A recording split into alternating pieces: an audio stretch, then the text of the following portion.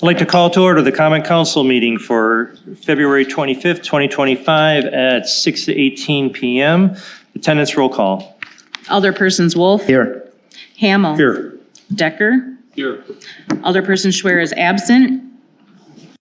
Alderperson Schrader. Here. Kubaki. Here. Madden. Here. We have a quorum present. Thank you. Statement of public notice. This meeting was noticed in accordance with the open meeting law on Friday, February 21st, 2025. Thank you. Public comment. I know a number of you have filled out comment cards. We're going to have a public hearing that actually is not part of public comment that you guys can come up and talk to any. So if you filled out a comment card about the water thing, that's not now. So if there's anyone that wants to talk about any other agenda item, please come to the microphone, state your name and address.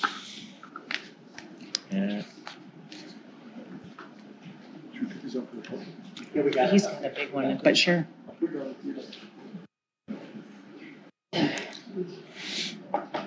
Are you a resident? Yes, I am. All right. Do you have, did you fill out one of these? Okay, I'm sorry. Yeah, I don't remember who he is though.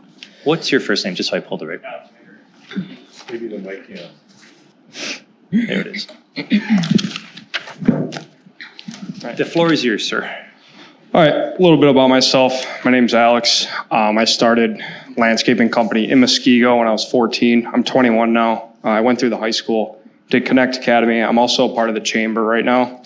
I'm just like highly disappointed because you guys were saying up here that everyone had a fair chance. I came in here last year with a business card and said, once this contract starts floating around, I want to be a part of it. And I gave them business cards here and they were like, sure, yeah, we'll let you know. Didn't let me know. So I came in here Monday and I was like, well, I guess it's too late because I was told, you know, that I couldn't get a bid. So I was pretty disappointed in that. And also the performance thing of what you guys are saying about Happy Mower. I have pictures of Seaberts actually on my phone that I thought was. Yeah, that's outside the, you're talking about an agenda item, but not Siebert's. Okay. Well, I didn't think their performance was perfect either. And I just want to say, as Muskego, I've always felt it was a small business, like community, and you guys would help support. I don't know where this company's from, but I just would love to see you guys give like taxpayers' money back to taxpayer, you know, and give a Muskego business a shot. So that's what I have to say. Right. And the name of your company is? H&H. H&A Landscaping. H&A? Okay. Does anyone else wish to speak? Thank you. Do you want to speak? Oh.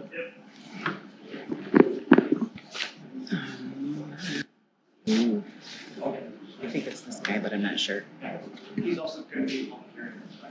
Are you Nick? Yes. Okay. Yes.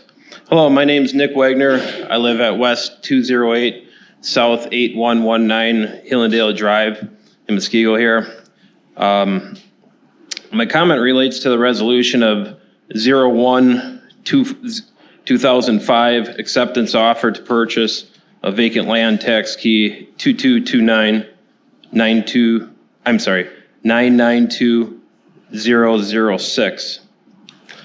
As the city resolution recognizes, this land was dedicated to the city for road purposes. It remains a public right-of-way and is held in trust by the city for the benefit of the public. A sale is not the proper way to transfer this land. The city must commence the vacation of a right-of-way procedures, which includes holding a public hearing, giving notice surrounding landowners. Otherwise, the city will be exposed to unconditional taking claim under the right of way for vacation statute. Thank you very much for your consideration. Thank you. Anyone else like to speak? Going once? Nice. All right, moving on with the agenda. Communication from the mayor's office, just an update on the library with the replacement of the mains for the sprinkler system. It has been proceeding. It's been going well according to Brittany. It's been on schedule with them and they've had less disruption than they were actually anticipating with it. So we'll keep you informed as it goes forward. So Public hearing. First public hearing of the two, area-wide water capacity assessment for water services in the city of Muskego, 9th amended WCA district. Scott, can you explain what this is? Sure. We're going to do a long history here so that we can answer as many questions possible before the public hearing. Okay. So why are we amending the WCA Amendment 19 to Amendment 19? Okay. Why I'm showing the public here. So the Hill and Dale water that we put in with the road, it's from Sunny Hill to Racine, that little portion of the water right there. People have water available to them, but they are not allowed to hook up until we amend Area 19 to include these folks, okay? So that's why we're amending 19. And when on the Common Council meeting, we did a committee of the whole meeting taking place on May 14, 2024. We asked the council, could we do a larger area because it cost a lot of money for the public hearing? And we were allowed to kind of do this whole northeast corner of the area to make it all in the amendment area, okay? So that's why it started. It first started because we got to get those people, if they choose to hook up, they can do it. And now we're doing this very large northeastern area. So it's from everything from Racine, Janesville, all the way to bordering New Berlin. There's Big Bend and Vernon, it all touches. So it's the whole area there, okay? So then we started off when we had a public information on Tuesday, November 12th, 2024. A lot of you folks, I do remember, they came to that meeting. And why we did a public information meeting is we were trying to answer your questions as much as possible ahead of time before we have this public hearing, okay? This is just to amend the area. As part of this, there is no extension of water main. There is no planned extension of water main. There's by the city or even for a future developer. This is just for the amended area so that if someday, for some reason, that it becomes economically feasible and you have water available, which basically means one, it's pretty much in front of your house and you have pressure. There's places where we have water being right in front of a person's house and we don't have pressure. That is termed water not available, okay? But during this process, I had people call up and said, where am I going to get a water lateral? You're not going to get a water lateral. This is just an amendment. There is no capital projects to extend water main anywhere in this area. This is just to the amended area so that if anyone actually does get water available at one point, they are allowed to hook up, okay? Until you hook up, you're not part of the water utility, okay? Scott, can I interrupt you here? Yeah. Also, if we do put the water in there and you have wells, we're not going to require you to hook up to it. It's until the sale of the property. the sale of the property. That has been changed. That is So- the one rule. So Correct. if you do hook up, you also can keep your wells to use for outdoor water. Correct. For like watering your grass and stuff. Correct. So I just want to point that Yep. out. We can't Okay. take questions back and forth on this. Yeah. We- Other questions that were asked to me is, when am I going to get water? How much is this going to cost me? And I'm like, we are not planning to extend any water to you. I would not know how to tackle your lateral until we actually have water there. Some people asked, why wouldn't you extend water? It's not economically feasible. The lots are too big. Would you ever see a big development in this area? There is no sewer here, so you pretty much would be mounds. It would not be feasible for a developer to extend water. There's no large developments happening in this area. If there's no large developments, usually water main, it doesn't get extended. The city doesn't extend water main. We usually let developers extend water main. There is no development right now or in future in this area for any water to be extended. So these are some of the questions that we got during the process. I just took one about an hour ago before we came out here. So there is no assessment as part of this amendment area. So, Become part of the water utility when water is available, and then you choose to hook up, or if water is available on the point of sale within 1 year. so the way this will work is if you still have questions or you know what you have a good grasp of this and don't have questions but have an opinion on this, come up during the public hearing, either state your opinion or ask your question. Now, we can't interact with you during a public hearing. It's one way. You talk at us. However, all your questions we will take notes of, and we are talking about this later on the agenda tonight, and we can answer your questions then. We just have to follow state law. Public hearings are one way. We're here to hear, one mouth, two ears. So if you have questions, come up and ask those questions. Like I said, we won't be able to answer them right when you ask them. Just kind of state them. We'll take notes. We'll get back to you later in the agenda. Or if have a great grasp of what's going on and you feel strongly one way or the other about it, and you want it to be heard on that, now's your opportunity to do that as well. So that being said, we have some people that filled out slips. I'm going to read these, and if one of you didn't fill out a slip and you'd like to still talk, just come up to the microphone, state your name and address, and we'll let you go on that. Everyone got the plan here? So we're going to start with Nancy Harworth. Sorry, just took it off the top. Yeah. I didn't even say I was going to speak, but. And if you don't want to, you're not required to. You can always just say pass. I didn't know if you would let both me and my husband speak. Why so- not? Sure. All right. You're both two separate people. Well, there you go. One address, though. And we are at West 208, South 82, 53 Hillendale. And we are often surrounded by water right now with no other developments, just up the hill from us. When it rains, we have a moat. When we built 30 years ago, the city had us put our house like 5 feet below road level because the next house was 1 story and we were doing 2. And we got swale around the north side to the neighbor, around the west side in our backyard, and then we got ditch on Fireside and ditch on Hillendale. And they're big ditches. So when the ground is saturated, our sump pump's constantly running during all the sunny days for weeks after. And the city comes out, we call, my husband's got them on speed dial. They come out, and if there's a drain just around Hillendale on the Fireside, a big old city drain that goes under the road. Culvert, sure. Well, it's more than a culvert, but yeah. And all that water coming down Hillendale, because we're at the bottom of a hill, is going around that corner, down the drain, under the road, into the Fireside Orchard subdivision's retention pond. So that retention pond is already handling way more than just subdivision Orchard, the subdivision, Fireside subdivision.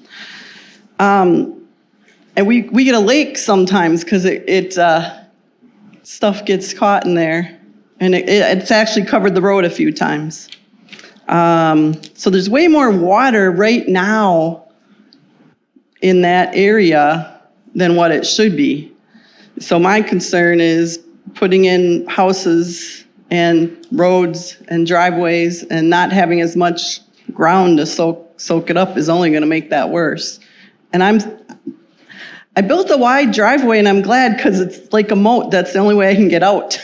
I can't even use my backyard when it rains like that. So that's my big concern, is the water drainage. And I'd like to see a plan for how that's addressed, because it doesn't work even right now. Thank you.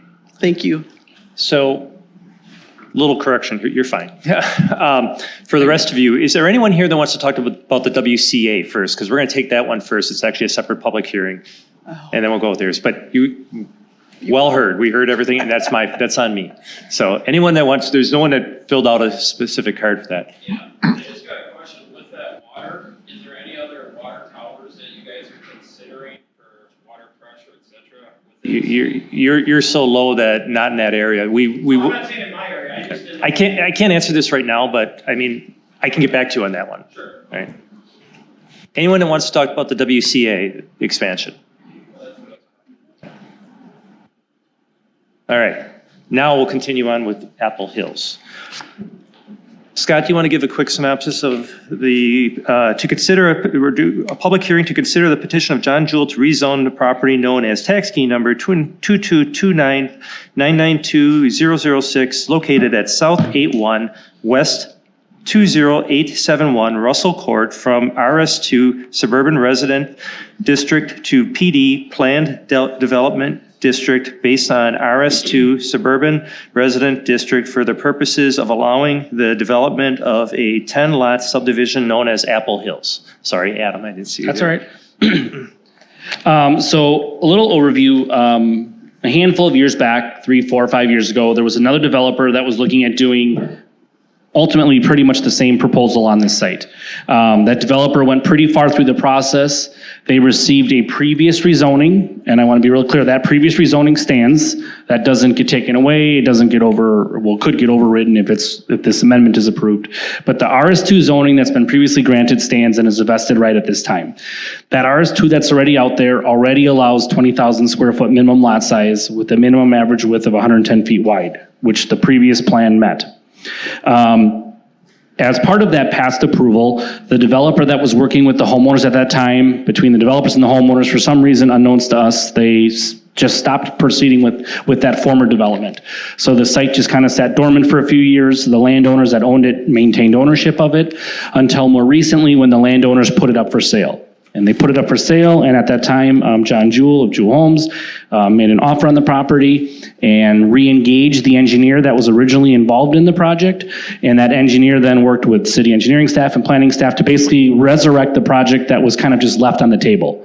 Projects don't go or don't expire per se like that. They really just kind of sit on the table. With that being said, the developer now and their engineers moving forward to, like I said, bring this plan back to the table. They already have a preliminary plat approval. So once again, that's not up for a point of discussion. The plat's been approved. The rezoning's been approved. What the developer and their engineer ultimately determined is they need to handle stormwater. So people mentioned drainage. Obviously, drainage is a really big concern. Metro Milwaukee Sewage District, along with the DNR, have very rigorous stormwater standards. They have to meet those stormwater standards. They are subject to those rules. So as part of that, one of the things that the new engineer discovered, and maybe this is one of the reasons the old project kind of just petered away, was that they need to make sure that they handle stormwater to meet all of the state DNR requirements and all of the Metro Milwaukee Sewage District drainage and stormwater requirements. And what they determined, their engineer, was they need to make the stormwater pond outlot. All developments, new developments need to have a stormwater pond. And they need to make that stormwater pond outlot a little larger to accommodate the runoff from this neighborhood, to once again mitigate as much as possible to meet the standards for stormwater. To do that, there's 2 lots in the development that had an impact that the engineer discovered. Lots number 9 and lots number 10. So this specific request for the planned development district still keeps that RS2 zoning that's already been granted there. It just basically gives them 2 exceptions, would be the word. One of them is lot number 10 is normally required to have a minimum lot size of 20,000 square feet. And what they tried to do, because that lot is next to the stormwater pond, they're asking to reduce that lot to 19,932 square feet. So they're asking for a 68 square foot reduction on lot number 10, which allows them to make the stormwater pond lot a little bit bigger, which then allows them to shift the road stubbed Summerfield Lane that you see on the memo that was included in your packets. It allows them to shift that road westward a little bit. And then lot number 9, which is the existing house, which is just west of that proposed Summerfield Lane, that lot would normally have a 40-foot setback from both of the street side lot lines. So a 40-foot setback on the north and a 40-foot setback on the east. What they're asking for is a reduction. Instead of a 40-foot setback, they're asking for that setback to be allowed to go down to 30 feet. Now, they're actually proposing it slightly larger than 30, but usually offsets and setbacks are in 10 increments or 5 increments, so they went to 30. Requests like this have very, very commonly been granted in the city of Muskego, especially if they're trying to overcome something, like in this case, they're trying to overcome stormwater, making the stormwater management work. And as far as the reduced side street offset on lot number 9, that's also something that many developers throughout the community, in my time here and before that, have granted waivers to. They're waivers that your eye will never notice, hence why they're very minor waivers. but they are two waivers that they're asking for. If this rezoning is granted, it basically allows those two waivers that I mentioned. If the rezoning ultimately would not be granted, they have to figure out something else with stormwater. But the 20,000 square foot minimum lots, I want to stress, and the previous layout still stand. That doesn't get erased, it doesn't go away. It's just they're trying to do it in a way that makes the stormwater work. These two changes were 100% solely done to accommodate stormwater management. All right. Adam, when was this originally approved? The rezoning was granted, 2021. I think like it's kind of pre-COVID or during COVID, 2 or 3 years ago was when it kind of stopped or, kind of went to the wayside. So within the last 5 years, less than the last 5 years. Okay. Now for zoning, the other option would be to have one less lot, right? Yes, there's a lot of different ways you could look I at it. mean, we've done that in the past too. Yeah, definitely. And how much bigger is the stormwater lot is that going to do anything with the green space and counts and so on? Is that Doesn't reducing affect anything? since the lot count's the same, it doesn't affect density, so none of that would come into play. Okay, but other than they can go down from 9 or 10 lots to 9, and it would make everything work, right? Yeah, a less lot could. One of the things that's a little tricky here, but I understand it, lot number 9 has an existing house on it. It's a nice house. It's not like it's, some little shack they want to tear down. So they're trying to work around trying to keep that existing house on lot number 9 too. That's why yeah. Mhm. If the road didn't have to shift, it would be a moot point. All right. No, I do have one other question. The gentleman over here brought up some right-of-ways or something. Do we want to talk about that when we get to that item? Yeah, I have an answer for that. We could talk about it at the agenda. That's going to be an agenda. Oh, item okay, tonight. okay, gotcha, all right. Thank you. All right. Since we heard from Mrs. Horwath, we'll hear from Mr. Horwath.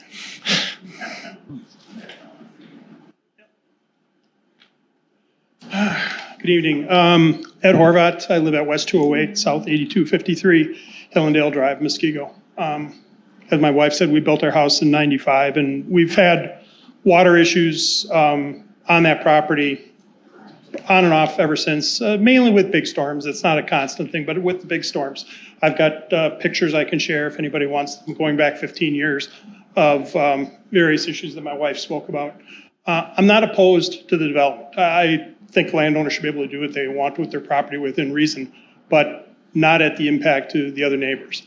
So I don't have a problem with them developing the property. I don't care if they put 9 houses up there, 10 houses up there. What I'm really concerned about is the extra water that's coming down Hillendale. I don't know if anybody, it's a big city. Not everybody, Hillendale's not the center of the universe. But when that water is coming down after a big storm, it's literally a river. I have a 24-inch culvert, and it exceeds 50% on a regular basis when we get a big storm. That's bad. Anything over 50% is considered full capacity on a culvert. So it happens once, twice a year, but it's happened every year for the last 30 years that we've been there. It does happen. So I'm not against the development. I really hope the water consideration is taken into this and planned out and not to minimum standards, because any more water coming down Hillendale is going to be a problem. Not to mention, all that water is going into the Fireside Estates sediment pond. I don't think that was designed for other property. If the water was going down to Janesville, that'd be one thing. It's not. It's going to go right across my property, head west, and go into the Fireside Fireside Estates. So, and into that sediment pond and cause the lake on the south side of my property. I've talked to Jake about this a number of times over the years, and it's always, yeah, we're going to work on that. We're going to do something with that. And they've made some minor improvements here and there to the storm drain that my wife was mentioning, but nothing ever major, nothing ever significant got addressed. I don't know what the answer is, but there needs to be some kind of answer, and this is only going to make it worse. So, Thank you. that's my piece. Rick, are they west of Racine Avenue? Yes. Nick Wagner.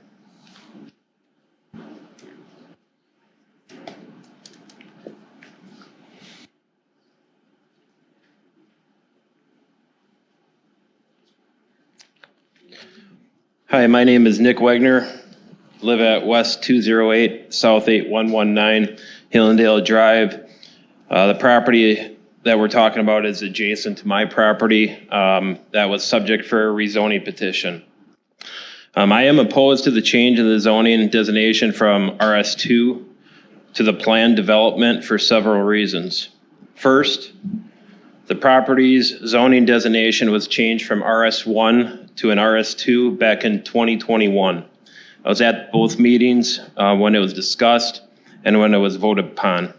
At that time, the council determined it was in the public's best interest to make this change based on the surrounding area. Since 2021, nothing has taken place on the lot nor in the area around. There's a former landfill to the west, my property's to the north, and the subdivision would happen to be to the south of me, and to the east, there's no new developments that have taken place. Second, when contemplating a rezoning ordinance, the Common Council should not consider a specific development. Rather, it should contemplate whether the types of use of the property and what would be permitted within the planned development district. What those are outlined with the city guidelines. They got to be compatible with the surrounding area. The council has skipped this consideration entirely when its agenda states that it's rezoning this parcel for the purpose of allowing 10-lot subdivision as Apple Hills. Doesn't have to be 10 lots. It can be anything up to 10. When I moved into my property 14 years ago, I came down and talked to planning before I even purchased my property. They told me, city planner, I'm not going to name names, told me that this lot that we're talking about for Apple Hills was going to be a 5-lot development. So therefore I purchased my 6 acres and I built my home. But before I built my home, I asked if I could develop my lot because there's a potential, because I'm a remodeler, a developer, and a builder myself. That's what I do for a living. So I look at it and I was told at that time, no, my lot is just for one home only. Well, how can my house be for one home only if I'm in the RS1 and we're going to RS2 and supposedly the zoning was going to be that way from day one? I had the opportunity, my lot's wide enough, but because I had a flagship lot, there was concern of how to do that development. With so, I look at it and everything we're doing in Apple Hills would constitute to what I could have did with my property. So at that point, I got shot down by the city planning division of what I wanted to do. So therefore, I have established a beautiful home for the last 14 years. But I've seen all these different instances that have equated to, yes, there will be a future development, and I am fine with that. I have no problem. I said that back in 2021. How many lots? Well, that's to be determined. You know, groundwater, et cetera, is a big thing. So third, I look at the zoning ordinances must be consistent with the city's comprehensive plan. This is a statutory requirement. In determining whether a approved planned development designation, the city must determine if the request is appropriate for this area. Who does it benefit? Does it benefit the whole entire community? And if it meets the intent of the comprehensive plan, or is it just meeting the comprehensive plan of certain individuals? The proposed zoning ordinance fails to meet or even mention any of those things and requirements. Fourth, we talk about wetlands on the property. I've got 14 years sitting on my property watching the pond behind that they're talking about filling in, building a home right over the top of. I've contacted the DNR, I've contacted city officials. This isn't my first rodeo. I know what's being done, I know what's going on. There are other ways to look at this development, and if it's one way it's only looked at, that could hurt not only the developer, the surrounding areas, and also the city. The wetlands not only provide an environmental benefit, but they also support drainage and flow for the stormwater in the surrounding areas.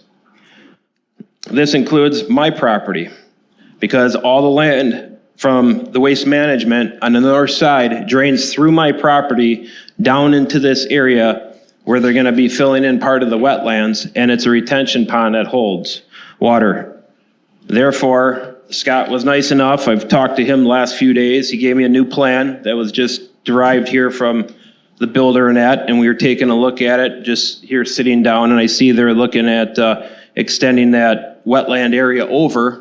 But my concern is also they're also building a house on top of possibly unsuitable ground. What's that going to do for that homeowner that purchased that property? Who's responsible for that? Who's responsible if all of a sudden they're settling in the basement? Who's responsible for helical piers? Who's responsible for paying the extra money for unsuitable soil? If the city allows it, the city is determined to understand that those are some of the questions that's going to be asked. So I look at this and I say, by allowing the dense development to proceed, there's an irreversible impact to the surrounding area, which would prohibit myself, my neighbors, and others for enjoyment of the property. I can't speak for everyone, but I can tell you what I've seen around that area for 14 years. I'm on high ground. The culverts that the city has implemented down Hillendale are inadequate. The engineering is not done properly. The culverts are rated for too small to hold up all the water. I'm on high ground on Hillendale Drive when it rains, and right now as the frost is coming out, I'll be driving through water on the top of my driveway. I have a gravel driveway. Okay, neighbors have had culverts where the water is coming over the top of the driveway and actually washing out the gravel underneath the blacktop, which causes erosion, and someone has to fix it, and it's up to these neighbors at times to fix their driveway. Lucky I have gravel. I just throw another load of gravel on. So these things all have to be addressed. The city mentioned to me when I was talking for Russet Court, they were going to do an expansive new culvert at Russet Court, tear up the road, put a new 36-inch diameter culvert in. Is that really necessary? It should have been done years ago, granted with the same development that's been there. I'm not sure if that's even adequate right now. These plans, as we go and we take a look at these plans, there's a huge elevation drop between lots 9 and 10. And then they end up, they have, and I don't know if everybody knows how to read elevations and all that stuff, and that's fine, I'm not trying to discredit anybody. But there, if you look at this, there's a 10 and 7 foot drop within a short period of time. It's hard to see maybe on here, but who's gonna cut that grass? Who's gonna maintain that land? That all comes back to the city. If we are approving it, we gotta know what we're approving, guys. So the thing I look at this here is, we're talking about that, reservation for the road. That road, I believe it's called Somerset on here. I think it was, Summerfield Lane. That's supposed to hook up to Field Drive. But at that time, not Field Drive, that's Fireside Subdivision over there. They're supposed to connect. But where is that to show where that water is going when it comes down that road? Where's the water to show where it's going down Russet Court? Where's that all gonna end up? My question is, why are we talking about redoing the setbacks and allowing in this development a 30 or 35, now it says 34.91, I believe it was in this document here, a setback. Why are we changing this development for from a 40-foot setback to a 34.91? This gentleman said the same thing. Why can't it be 8 lots, 9 lots? Just because it got rezoned does not mean that it needs to be 10 lots in that subdivision. And with that said, why does that Summerfield Road have to come down directly there? If you guys look, there's multiple retaining walls that have to get added, expenses to not only the builder, it's going to be expenses to homeowner, who's doing the maintenance, etc. Why can't that road be shifted? Why can't that house on lot 10 go right up against lot 9, move the road? Like, what's our future development? The property to the south, obviously the city has intention that that's going to be developed at some point in time. So, where's the plan? If we have a plan, and just like here, it's going to be higher density, where is that going? So, lastly, I'd like to say it's not necessary to relax the zoning standards for this property. Nothing prohibits the petitioner from having 7, 8, or 9 lots on this property. I think a lot of people have been in agreements as long as we can manage the stormwater, et cetera. The petitioner just, wants to make this land and possibly the city even as dense as possible, and I would like you guys to reconsider all that. Thank you very much. Thank you.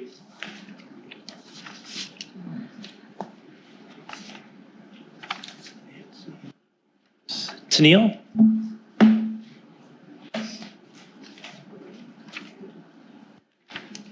Hello, my name is Tennille Goodhue, and my address is West 208, South 8241 Hillendale Drive.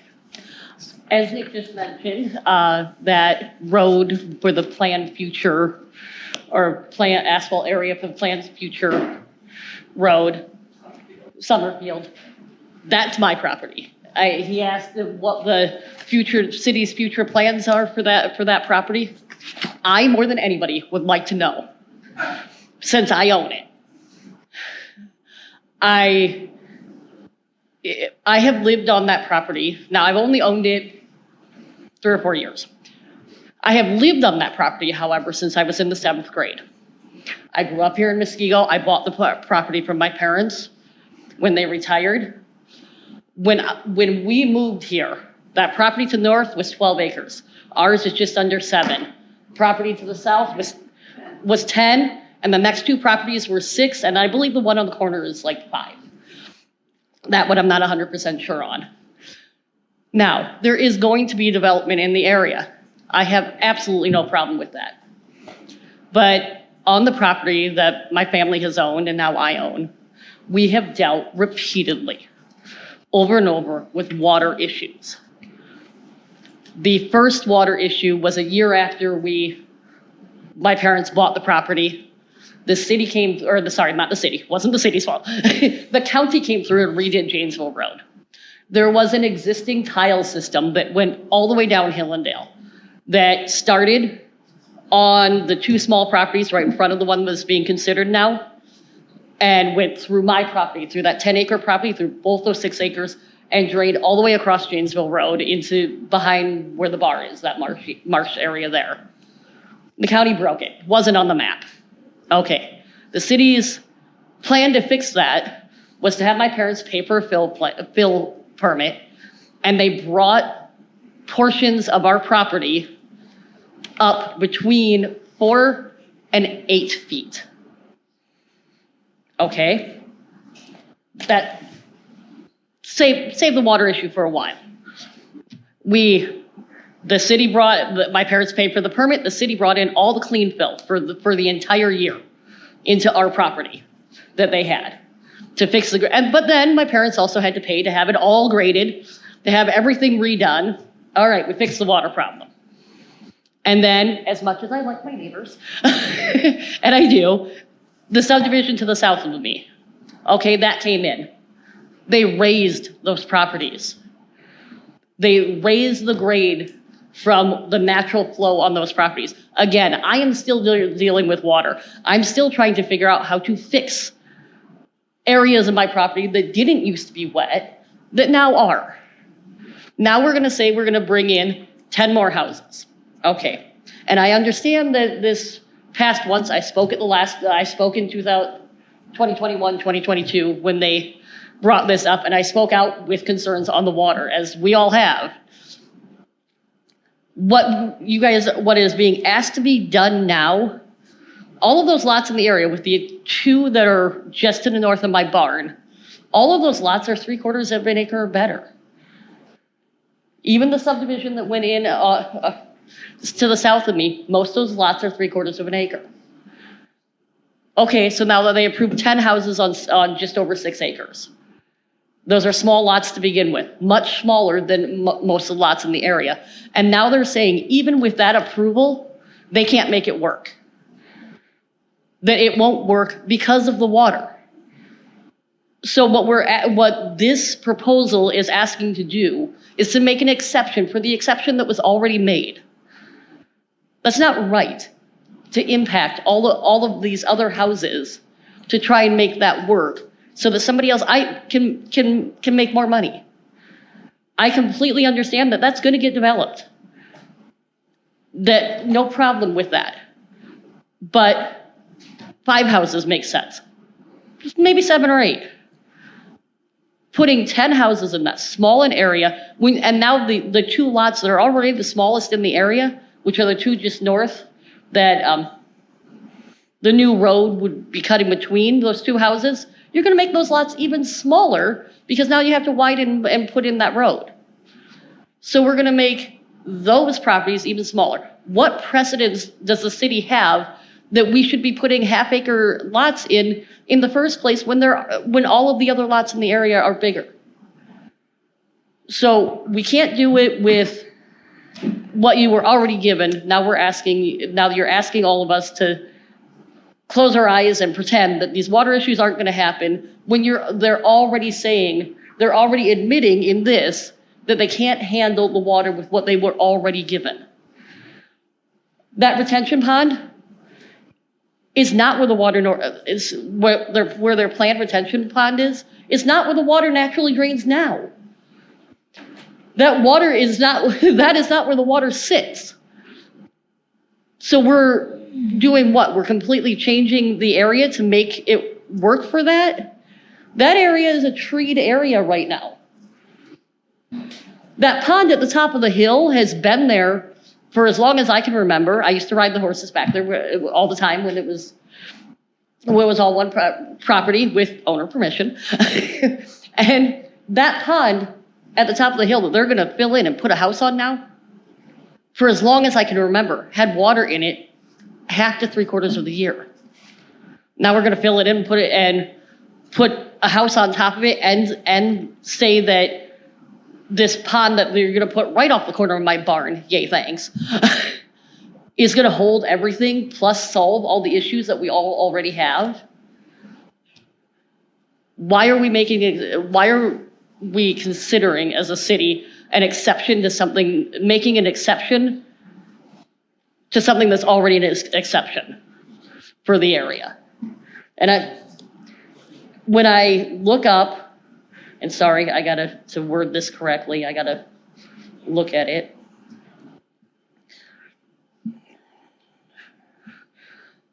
A planned development in Wisconsin for a district allows for, an exception to the area. But it's supposed to be to revitalize, support a unique development, or enhance the community. This doesn't do any of those things. Tell me what enhancement is being made by making this exception to put 10 houses on a 6-acre lot. And, I was told, I called and I talked to people and I was told, well, that whole area has been planned for forever to be developed. Well, apparently I've been there longer than forever because that wasn't the plan when we moved here. That wasn't the plan that my parents bought that property for. It wasn't the plan why I stayed. I love Muskego. I raised my kids here. My kids are desperately trying to buy a house in the area. Really hard because of the rate schools and everything else. It's a hard place to buy. But we want to stay in the area. Put 10 houses there, and you're going to force me out of it. Which I'd really like to see what the plan for my property is. Because I've worked really hard to be there. And it kind of sucks that I'm going to get forced out by something like this. Thank you. Thank you. He was the. So I think that's it. Does anyone else that didn't fill out a card wish to speak?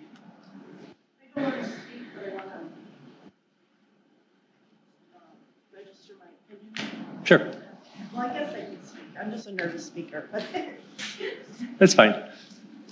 Thank you. I'll speak. Right. Oh, she is going to speak. So this must be Nancy. I assume you are Nancy, not Yeah. Robert. Correct. All right. Currently West 208, South 8151 Hillendale, and we are the home directly behind the retention pond that's there. It appears that they want to move that pond and make it smaller, fill it in, and then it's going to be right behind our home. We're worried about the water runoff also.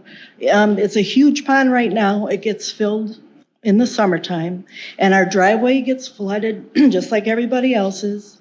And then it goes down Hillendale, and then it wears out all the stones on the road on Hillendale. So when and if they do this, who's going to be responsible? You know, if our yards do flood, if the basement floods, who's going to be responsible for that? The city, I mean, I don't know, but it appears the overflow will go into they're going to fill in that pond. So when that pond fills up, that they're going to move into our backyard, is that going to go underneath to the new retention pond? I guess we have questions regarding that. It's not going to be enough to cover all the water that we currently have, plus the new water with the new homes going in. So, and also wanted to question if is this going to be a HOA, and would they pay for, or would they be responsible for the new retention pond that's going in? So I guess that's kind of what I have. And the rezoning to the 30-foot, I mean, that's kind of, to me, that seems like it's an unjustified exception for the benefit of somebody else. So that's all I got. Thank you. Does anyone else wish to speak either on this or the WCA? All right. I just want to point out to everyone that we're not promoting or discouraging any of these items here. The reason we have public hearings is so you guys can come and talk, and the Common Council will consider those comments as they do deliberate and go through this. This is government at work. So I just wanted to point that out, that a lot of good questions came up. Hopefully we can address those when it comes up in the agenda later. But we're here to consider a petition. Anyone can put a petition forward for something. We have to consider it, and your input is valuable in how they make those decisions. Thank you. With that, I will declare these two public hearings closed. Moving on with the agenda, consent agenda, approval of the Common Council minutes from February 11th, voucher approval. I'm going to pull the landscape contract separately, so that's not part of consent. Resolution 010-2025, approval of F Street Kirkland 1 LLC Developers Agreement. And Resolution 011-2025, acceptance of an offer to purchase vacant land for tax key number 2229992006. Can we pull that one? Sure. Yeah, I was going to ask that. That one's being pulled as well. So. Yeah, motion to approve the balance in gross. Second, all right. All those in favor say aye. Aye. Aye. Opposed? Aye. That passes. First one is Resolution 009-2025, approval of award of bid for 2025-26 parks, boulevards, terraces, facility landscape services. Need a motion to get this on the floor? Motion. Second. Discussion. Before we start, please just raise your hands to be recognized. I'm just going to give my 2 cents on this before you guys go. Learning what I heard, that there was somebody that dropped off the card the year before. Now I can't say it's incumbent on staff to, contact everyone that drops off a card here. I have no objection to rebidding this in this exception. I know it's a slippery slope going forward. You guys do what you want on this. In this instance, it wouldn't be necessarily the worst, but it's up to you guys. Alderman Wolf. Just a quick question. Scott, the guys came in a year ago and dropped this off to you and gave you a card? Well, he didn't say Scott. He just said he dropped one off. No, we Okay. talked. This is the first time I met him. Okay. Right? I don't know. The first time I met him, he said he dropped the card off, and I said, I'm sorry, I never received a card from you. And that's why I even said, hey, what do you do? What are the services? He would have to be a sub, just to let you know. He is not a prime, but that doesn't matter. But the fact I just wanted to know if it slipped through the cracks or something. Yeah, I'm happy. Like I said, I was happy to work with him, but first time, and then I checked out who he was. I'll be honest with you, I've never heard of him before, which is not uncommon. I had two other people that I've never heard of before as well, so. I would recommend going forward if we're going to do this, and it's an added cost, but it's not a huge one, $1,000 ad. Maybe if we're going to quote something like this, we just put it, we put it out in a daily reporter, soliciting quotes. We can do that. We've never done that. We've never done that in the past. It's probably not a bad practice. We try to save money when we can. Ads will probably be around, I'm guessing $1,000 or something like that, but I'll listen to your recommendations. Anyone else? Alderman Hamel. Yeah, I probably said this earlier during finance, but disappointed that we only got one bid back. Oh, and I'm disappointed too. Do you, I think, want to come here with just one bid? And then with the calls that I got saying, it's just, he says, she says, but the calls that I got to take them take them into consideration, and saying that they were told they shouldn't put a bid on. Who said that? Why it was said? Was it said? No idea. But I do think we should put this out for a rebid. And now, the question I have, is that open to other people off that list? Yes. Okay. Yeah, I would bid it to anyone who would want to come in. Anyone who comes in. Now, again, just let you know, we also do qualification statements. I make them fill out qualification statements because I check references. Even though Siebert already had it, I check their references again, just to let you know. It's common practice. We do this all the time. And we want to support small business when we can. However, sometimes they're too small to handle some projects. And I'm not saying anyone is or isn't. I'm just saying that's our process. Do we get to see those qualifications when they fill that out? Or? Yeah, I usually just ask for references. I don't want to, bigger jobs. I ask for bonds. I don't need bonds from this company. I just need references where I'm going to call up and how did they do? Did they do good? Did they not do good? You know what I mean? And just name of their company for this type of service contract. Does that make sense? We don't take into consideration manpower, equipment, or anything like that? Well, that's why I ask. That's why I do the calls, and then I check up on the websites, and I understand. Again, qualification basis, why this is okay, do you do municipal jobs? Do you do big jobs? If you don't, it's going to be hard when I call someone and say, all you have is residential lawn. Well, can you handle that? It's pretty quick for me to say, you can't handle that. Does that make sense? I mean, I can go detail and say, do you want me to provide it? Give me all your equipment. I can say, give me a list of every equipment that you have. And I can do that, and we'll get real detailed. Sure. I know. Why not? If you want me to do this, I will have. Give me all your mowers. It's not him. It's the council. So yeah, but to everyone, I'm just. Does anyone else have anything to add? Alderman Schrader. So then my question is, piggybacking on that, Happy Mower, are you going to allow them to bid? Yeah. Well, they were never told, unexplicit, they were never told by Scott or myself or anyone. Yeah. Well, no, but what he just said. Yeah, I just asked that question, and he said yes. But what he just said about. Yes. Qualifications? Yeah, they're all going to put their qualifications on there, but we look at everyone's. No, but I mean, you said you're going to look into their referrals or their whatever. Well, you're their last referral. So are you saying you're shutting the door on them because you had a bad experience with them in the past? I'm just getting clarification. No, we look at other referrals. Now, yes, they are a referral because we worked with them. I can't deny that. But you're going to look at current referrals rather. I'm going to look at also, I think they still do work for City of Waukesha, I thought. So if they do and they get a referral, we'll call them as well. Okay. People are allowed to improve. Yeah. We get that. And then there's another one, F&W Landscape. So they're a sub. They would be a sub probably to Happy Moores. I think that's who he does the small. He used to do part of. Okay. He used to do the fields or something for them, right? No. Or something? He just does parks. Oh, okay. So his equipment, which is a good question when you talk about equipment, his equipment would be large tractors. So his equipment is designed for parks, big open spaces. It wouldn't be designed for the medians. Okay. Does that make sense? So he can have a subcontractor. All I usually like to do is this. We have one prime. I don't deal with multiple contractors or whatever. You have one prime to do it. Every invoice goes through it. The subs can do it. They can run through that whole thing. But we're only paying one company. Right. Does that make sense? Yeah. Okay? So We're not then- gonna have 5 companies on here. The question I have is, what would be the bid date then? Are we looking 30 days from now, or what?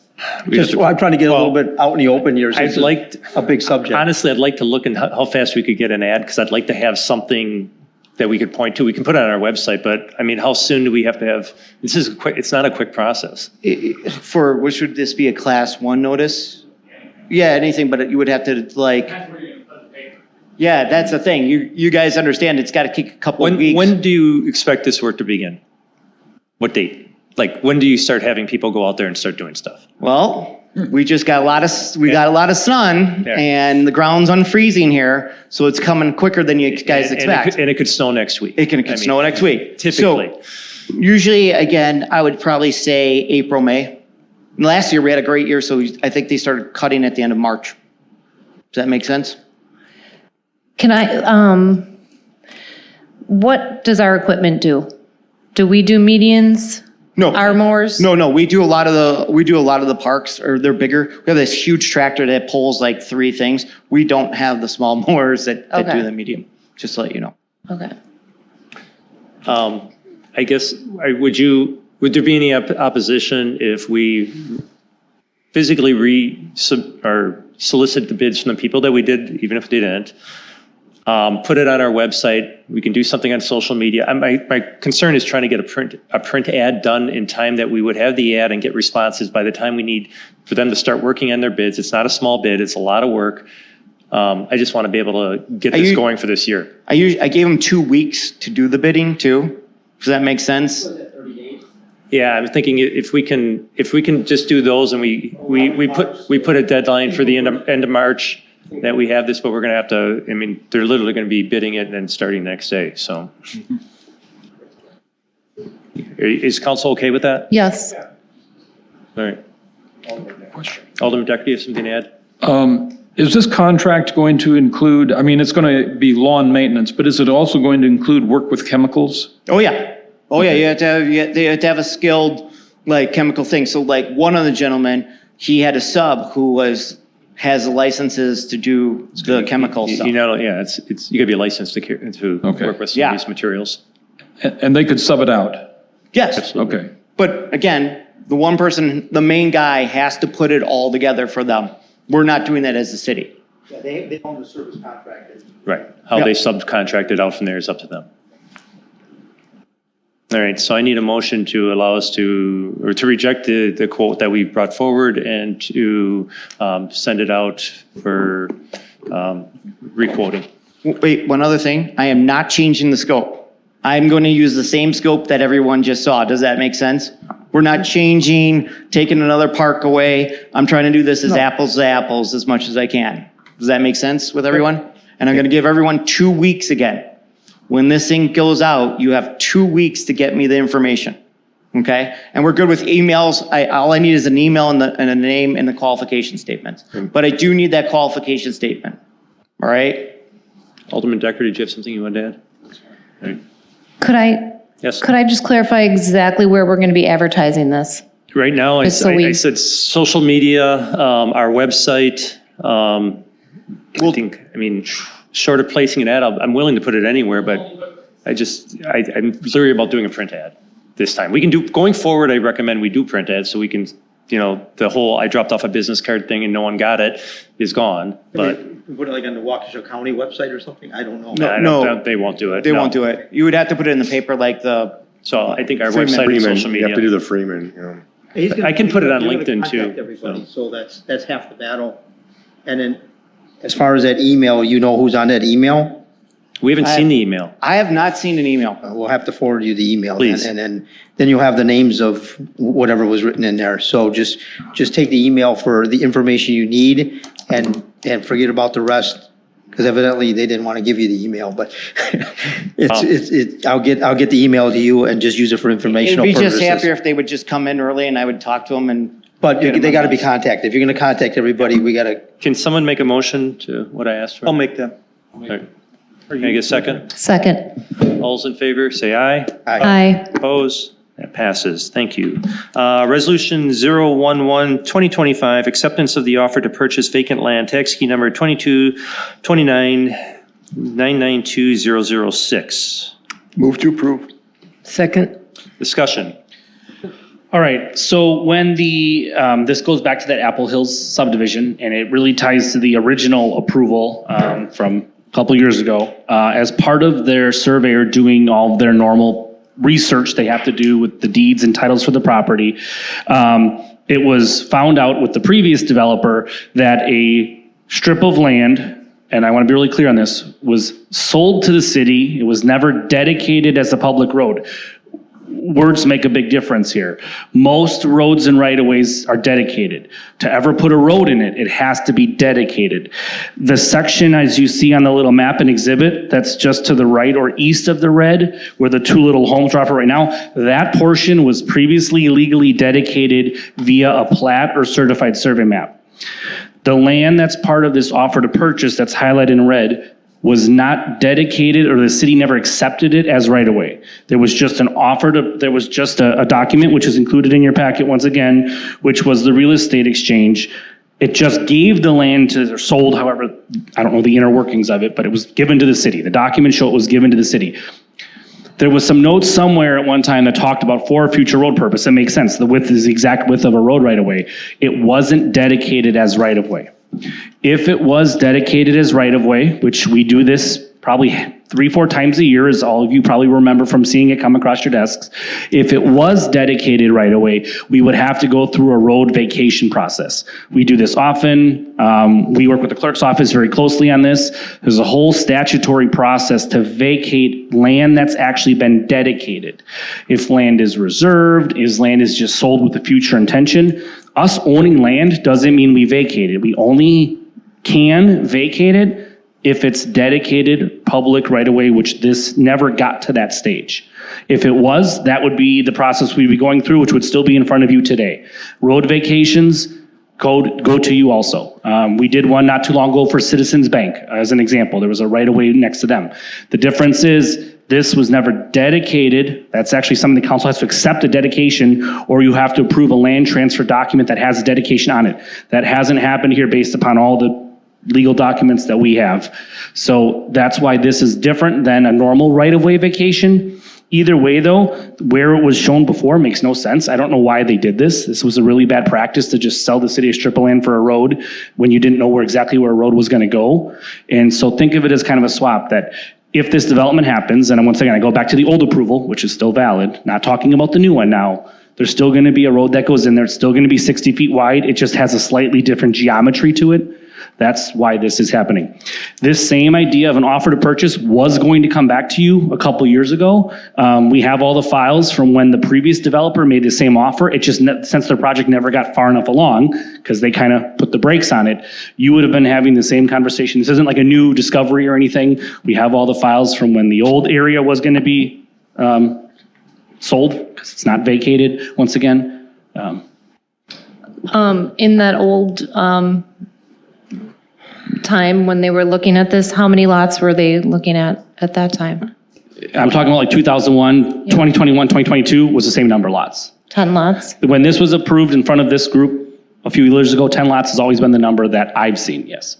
Was there any exceptions at that point? No, it was straight RS2 zoning is what was asked for and granted. So the exceptions, well, that's a different topic. It's a different topic, so we can't go too far into it. I mean, you can defer this if you want to marry these two together. You can it's still not going to change the fact that this needs to get done. This should be cleaned up no matter what. Right. No matter what happens here, this should be cleaned up. Cleaned up. So it's irrelevant to the zoning. Did we have someone speak up against this purchase? Did we have someone speak up against it? Yes.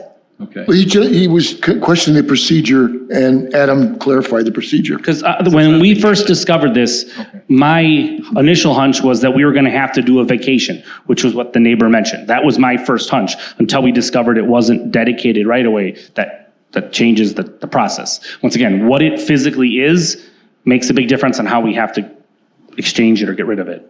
Alderman Wolf. I believe he was also questioning the amount of homes, just like that's not part of this topic. This is strictly talking about this land sale. Oh, okay. Different, yeah, like I said. The gentleman was talking about the takings clause and eminent domain, and Adam just laid it all out for you. We're not there because this wasn't we own the property. The city owns the property. We can sell it in any way that we want. Okay, then once it's sold, we can get into the details of what can and can't happen? Well, selling the land has nothing to do with the plat. Right. The plat, or the rezoning, excuse me, the rezoning, which was the public hearing, that has to do with lot counts and the exceptions they're asking for and those types of things. The lot count, and we'll talk about that when that comes up. So they'll buy this land without, and if we want to make, we want to do something different, then they just back out of it. I guess I'm sorry. This is about, we're just talking about buying the land right now, right? We're talking about Not the whole selling land, a just strip. a little portion in there. We owned a part that was for a future road, That little red part. but the road's changing location now slightly. So the developers made an offer to purchase, so it becomes part of their development. I'm looking at the wrong one, Bob said, maybe the questions aren't here. Alderman, Who's wanting to buy it? the developer. It bisects their development. This It one. extends into their development, and it's very close to where their proposed road is. Is it John Jewell? Yes. Yeah, yeah. Let me catch up to you, I think I got confused here. Just that area. Red area. So this is it right here. That's all he's buying. Any other discussion? And that'll be that one road there, that would be turned into, oh, that's Russell, okay. Yeah, this is Russell Corner. And like I said, as you see You guys on can that. look at it, but please bring your discussion so everyone can hear it. Yeah, they're just explaining where it was, so it's All right. no secrets. Any other, any questions? Any more questions? Hearing none. Wait, I have a Okay. question. Yes. Is it typical to sell it for $1? Well, How much do we buy it for? I have no idea. That's not documented But on he's any of the also going to paperwork. be, in turn, dedicating that road that he does make back over to us. So he's giving us more than he's taking. That wasn't my question. Yeah, I don't have, I can't answer it the best I could. I don't have We that have no either. idea. But buying it for $1 is not unheard of for something like this. I do have one other question though. Since there's a lot of water talk about this, with this road here, who would be responsible? Would the city be paying for culverts to go in and stuff, or would that be through the This is developer? just for the purchase of the property. Yeah, that's we not- can talk about that when we get to the rezoning part. Yeah, but if we sell this property, This property right now has Either nothing to way, do with they should drainage be at all. cleaned up. what's that? It's the middle of a field. It has nothing to do with drainage right now. Okay, got it. Is there any way we could find out what we paid for it? I would ask you as a realtor, is there a way to look it up? I really don't know. I would have no way to know that. Do you know what year this happened? One second.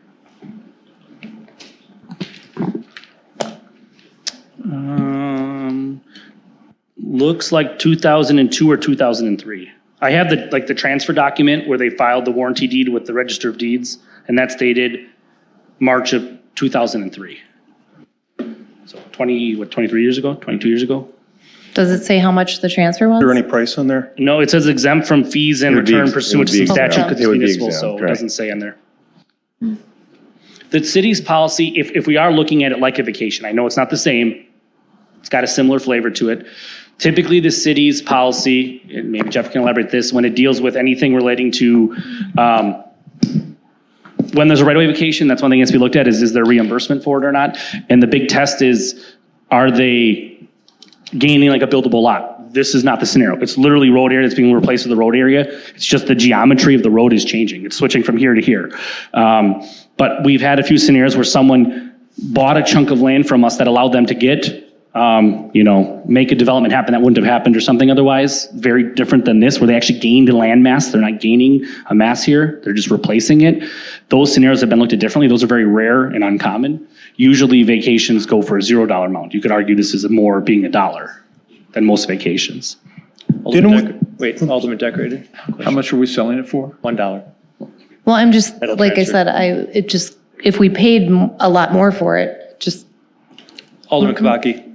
We get the property back, Right. fully developed road, so we get much, much more than we would ever have paid for it in the first place. So Yeah, the developer will be paying for all infrastructure and road that goes under that new area. Will that become a city road then? Yes. Or would that, Yes. they're not Yes. gonna maintain their own road then? Correct.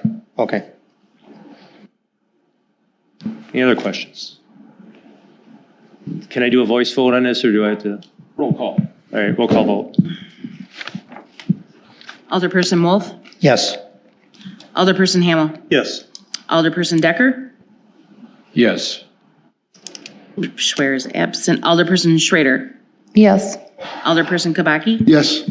Alderperson Madden. Yes. 6 in favor, motion carries. Thank you.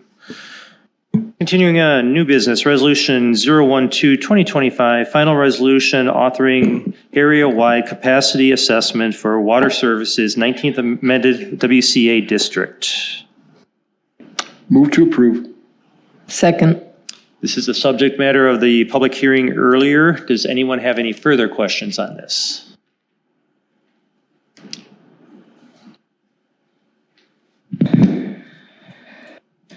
I think he had one question about whether or not a water tower was going to be put Can in. you answer that, please? Yeah, so there is no plan to put a water tower anywhere over here.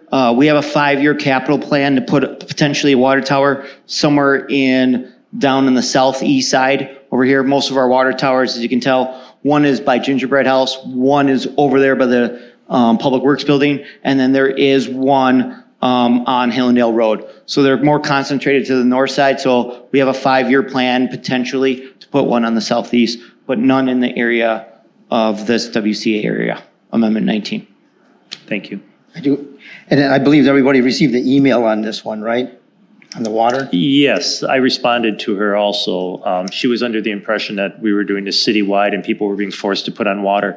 This is not the case. Those 3 steps that Scott had talked about for this to have any impact to you. For one, you have to be within this district. 2, you have to have a water main running along your property line, and that water main has to be pressurized. So, and then it only gives you the option of connecting. It doesn't force you to connect Right. until the point of sale. And that's the point I always. So this I really always gives people, force. it's an insurance policy essentially for people that it runs from their house in case their well were to ever go.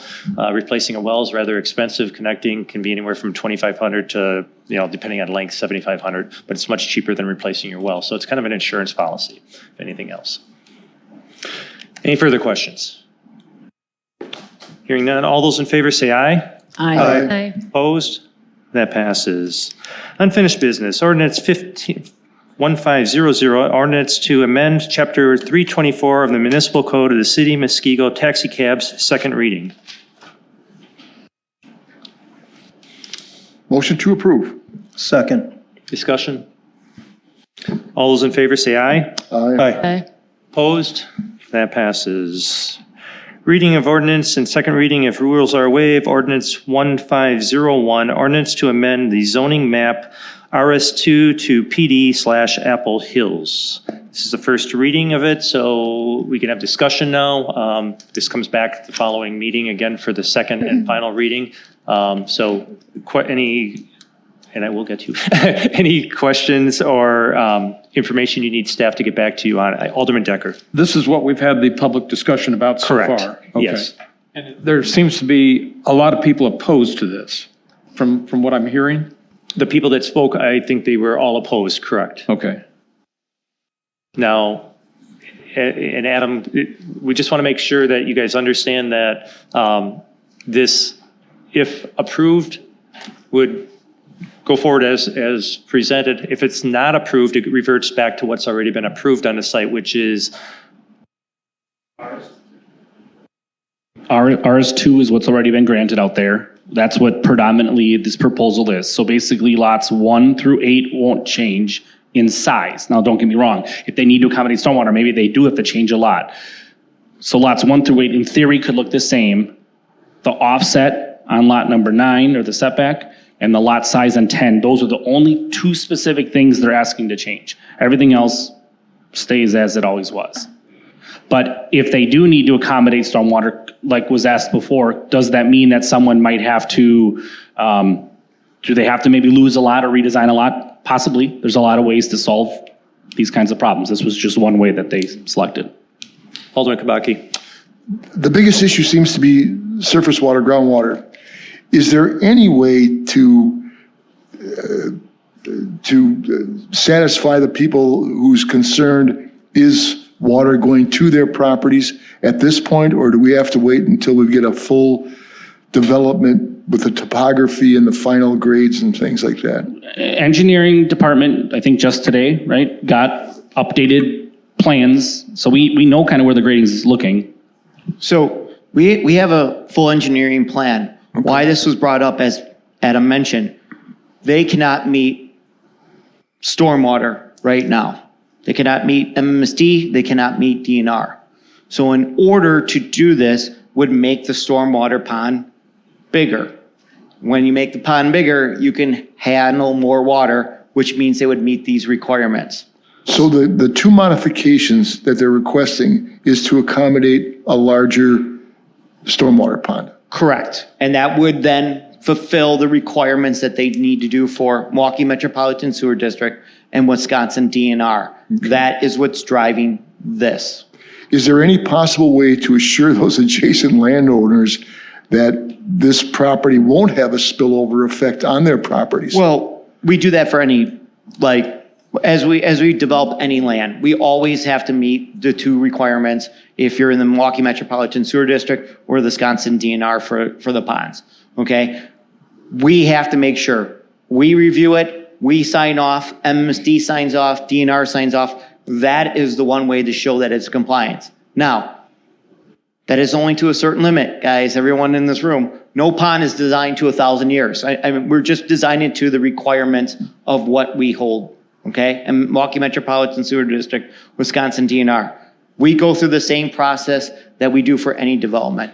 This would give us the compliance and the check that they meet this stormwater requirement.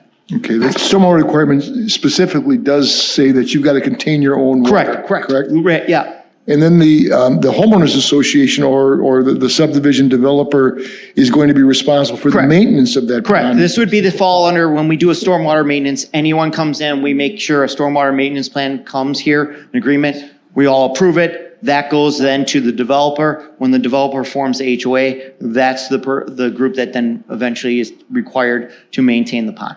Gotcha. Thank you. Alderman Wolf. Now, one person said that there's a pond on there and it's gonna be relocated more towards their property. And if we're gonna relocate a pond. I don't know of any pond. There might be some wetlands on the property.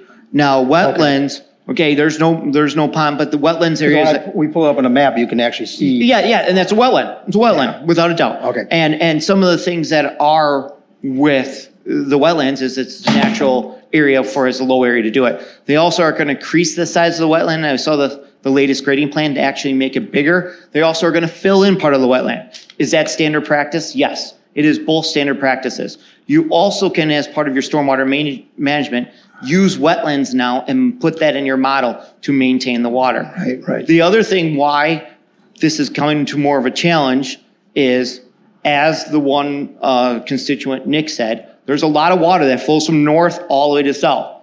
They have to control that. That means their pond is going to have to be bigger, which is kind of why we're here. Well, that gets into my question. I mean, I'm looking at the map and I'll call it a pond just for calling it a pond. Yeah.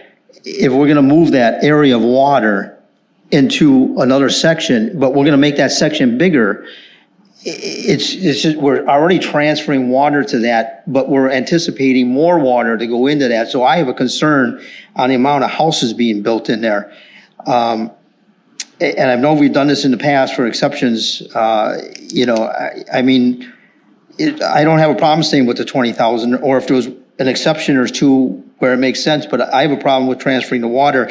We talked about Hillendale, the guy's property, or the people right here.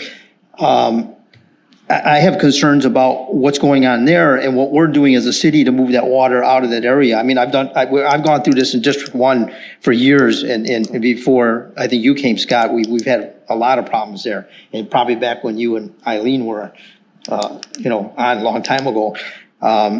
So I do take that pretty seriously, and I'm looking at that area there. So we have problems with across the street, draining into that area. We have problems with taking some wetlands and moving it into a pond, a holding pond, which is going to be bigger. But in theory, I'm not an engineer and I'm not a developer, but I can see just on theory that the pond is not big enough. So I have a problem going with 10 homes in that section there. And I would make I'd like to see 8, but I would, talking to the council, I would go as high as 9, but I don't see 10 homes going in that section.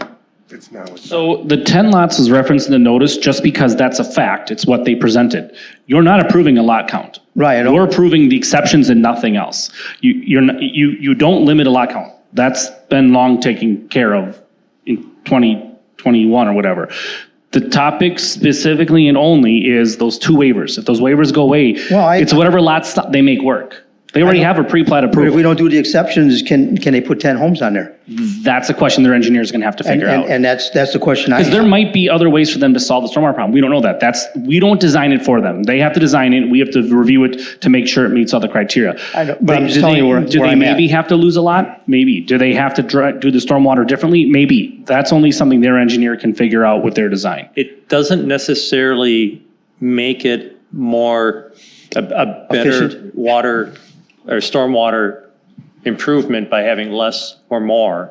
Either way, they have guidelines they have to meet from not only us, but the DNR and everyone else. So I get their concerns. I'm concerned, I share some of their concerns on it, but I can tell you over the years that most of us have recognized that stormwater gets taken care of much better on a development than without one. Because now we have management that it wasn't there before. But the density of the homes can make a difference too. But that's all taken into consideration with the plan that gets approved. But it's not it's to a certain level. When they do their modeling, they have to plan house size, they have to plan for driveways, patios, and they have to plan that generously in case someone wants to go pick up. That's why we have open space requirements. So they plan for maybe more than happens, at least enough that's gonna happen. When our engineers vet this, we have to provide our engineers with what the open space requirements are for each lot, so they know how to account for that. Like, so it's not just picking a number, it's not flipping a coin. So we're gonna go back to planning on this and then it'll come back to us. Yeah, this will go to Plan Commission next week for a recommendation. So everybody knows And then when the that's actual going next. decision is 2 weeks from now at council. Alderman Hamel. I believe somebody brought up a concern of homes being built on the wetlands and having what foundations? Because I know there's a subdivision in my district, I want to say that was built below the water table. Is that correct? The basement was below the water table and they had wet basements. So back in the day, they had different rules. Our rule in Muskego is you get groundwater shots. When a development comes, we'll have a groundwater shot for every lot, okay? We look at that groundwater shot, and then when the building plans come in, and then I get to review them again, the building plans, the basement floor, the finished basement floor needs to be a minimum of 2 feet above the groundwater shot, okay? Waukesha County does 1 feet, City of Muskego does 2 feet. That is designed to eliminate a lot of the concerns what you just brought up, which again, that's a new rule. If you go back 20 years, there are some houses that will find you'll have 3 or 4 sump pumps in it. This is to eliminate that concern. Changed that back when. Well, because they were lower. That was brought up where the basement, the bottom of the basement was at groundwater level, basically. Yeah, they're not allowed to do that any longer, anywhere, any new house in the city. Another thing you mentioned, wetland, we have letters from the DNR dating back to this original development, which was a few years ago, that the DNR has acknowledged these wetlands are fillable. We don't dictate if wetlands get filled. It's not the city's call. It's a DNR that's above our jurisdiction. The DNR has reviewed this based on the quality of the wetlands and stuff. I don't know all their criteria, but the DNR has their criteria. They've already said, yes, these can be filled. They're not filling all of them. They said they could have been all filled. They chose not to. They're filling part of them. But that was a question that came up that I got before this meeting was about, did the DNR review this? And they have, and they've approved the idea of filling these wetlands. There's a lot of work to be done here before lots are even close to being sold. This is just the rezoning. I mean, let's use Kirkland Crossing as an example. That came forward and got rezoned years ago. And we're finally getting the developers agreement here. That we're not even talking about like all the other work, the engineering and everything that's still going to have to be done. That Mr. Jewell, when he gets this approval, still going to have to come through and meet both our own stringent requirements and the state's. So this does, I share all your concerns. I really do. But this does not address it yet, and he's going to have to address that before he gets any further, and he knows that. You can engineer anything. It just takes a lot of money. You know, and there's a point where if he realizes it, he may walk away from it and resell it to the next guy. You know, who knows? But this is just that first step. Alderman Schrader. Yeah, that was my question. So years ago, when this was kind of left at the wayside, now this is one idea to make it work, correct? This Yeah, rezoning is they one took- idea. Yeah, they took the same plan as before, because there was already some work done, right? No one wants to start from scratch. And they realized that it wasn't fully vetted right with the stormwater, and now they're trying to make that part of it work. So if this doesn't get approved, they have to look at some other ideas. Correct. Is what we are talking about. We have not given any approval for engineering. This is still like draft engineering. It still needs to come to Public Works and Safety Committee. You know, when usually I do the engineering plans, Yeah, just like. it's got to go through so many more. This is just the idea of the permission to, okay, now you can go to the next step. Yeah, I just personally have some concerns with changing those setbacks and things. I just don't know if that's a great idea. Decker. There's 10 lots, and I think there's a house on lot 9. How many other of the lots are occupied with a house? Just one. Just one. that one. So 9 of the 10 are vacant. Correct. And 9 of the 10 are vacant, 1 has a house, and there'll be an additional lot for the stormwater. It's just not, the stormwater lots are counted as a lot because they can't build on it. I think we went through most of the questions that were brought up. Was there anything else that was brought up that you took notes on? They that? talked about culvert pipes along Hill and Hill Road when you enter in. They would provide culvert pipes. I think the last design I saw, it was like a 36-inch RCP. It's a very large pipe, 3 feet. And then we look also at downstream, a couple culvert pipes, and that's all in the engineering plans. And then who maintains that? That one would be in the right of way. So then that eventually then kicks up. Remember, anything public kicks to us when they end with the DA, and then we would take over like the public road, and the culvert pipes and the storm sewer system. The pond is the HOA. Does that make sense as well? Then the other question was regarding that stub of a road that's going through this lady's property. That's simply for future development. If that ever never gets developed, it'll never be touched. It just hooks up to the subdivision to the south of that. Yeah, so that subdivision that's to the south fire side, they did the same thing. Our ordinance requires the council, and the council could waive that, but the ordinance requires council to provide extensions where there's a future possible connection. So the one to the north was being the one to the south, the older one was being proactive. And now that there's that stub, they're named the same name even because the idea they line up with each other. It does never have to go through it. If the owner to the south wants to stay there forever, they are more than welcome to.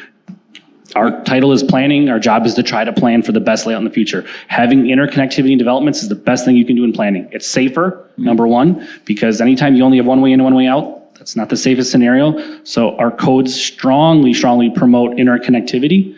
And if that owner in the middle decides to sell someday, which they never have to, then there could be a connection. If it develops, we will require a connection, but they don't have to develop it ever if they don't want to. If that property owner wants to turn this over to the next 10 generations of them, we encourage them to do that. This is just in case they don't and somebody wants to develop into something else.